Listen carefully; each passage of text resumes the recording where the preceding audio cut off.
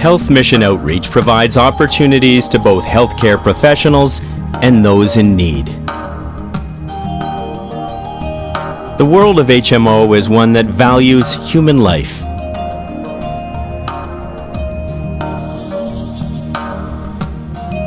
Our main focus is providing healthcare, including relief of poverty, providing clean drinking water, and contributing to the betterment of mankind by giving back. The first HMO Canadian mission was organized in the Jane and Finch corridor in Toronto's West End in response to the terrific need in our own backyard.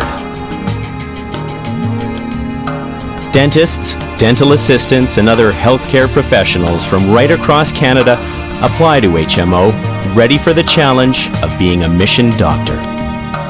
Each doctor funds his or her cost of travel and living expenses, part of their greater gift of time and talent.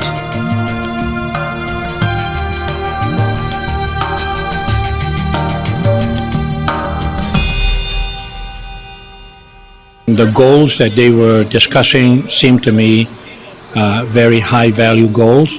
So I opened my mouth and said, "Do you have room for an old guy like me?" And they said, "Yeah, sure." And that's how I got involved. It's an 11-hour plane trip to Sao Paulo.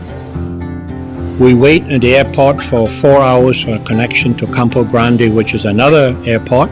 Then from there, we bought a bus. We traveled 6 hours to Corumba, which is at the head of the river, and we get onto a boat. We go 24 hours down the boat to get to our destination, to that village. There were 23 of us that went down on that mission. I met them for the first time at the airport. They came from all walks of life, professionals and lay people, and we all got together so well.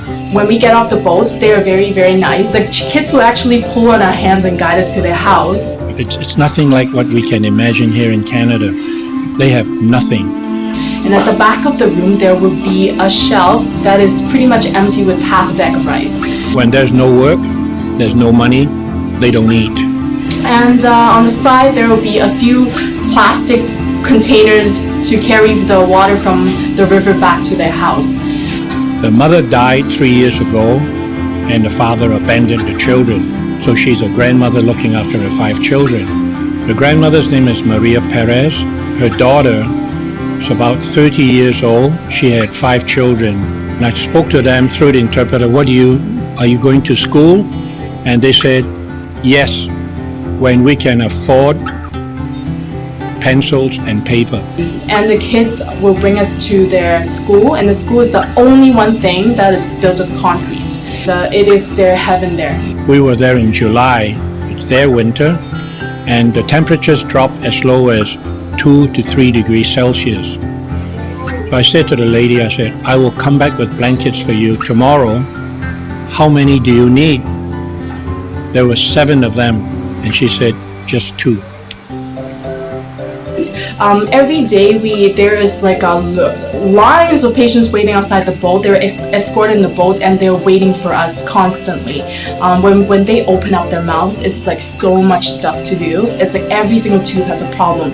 I asked Maria, I said, our boat leaves tomorrow. While I'm still here, what else can I do for you? And she said, there is nothing else. You have already done more than I could possibly dream. I feel like I help the people by physically removing their pain and infection by extractions and a few restorations. And beside the fill and drill, I really feel like I impacted them in a way that I make them feel like there's people out there who care for them. Everyone pitched in and we worked. It rained and it poured and there were trying conditions, but we all took it in our stride. When the song is not as sweet, when the world starts to crumble at your feet, when the song doesn't rhyme, when the beat falls out of time, I have no doubt at all. When the time occurs, you can lean on me. I'll catch you when you fall. When you're lost for words, I'll be the poetry inside your dream.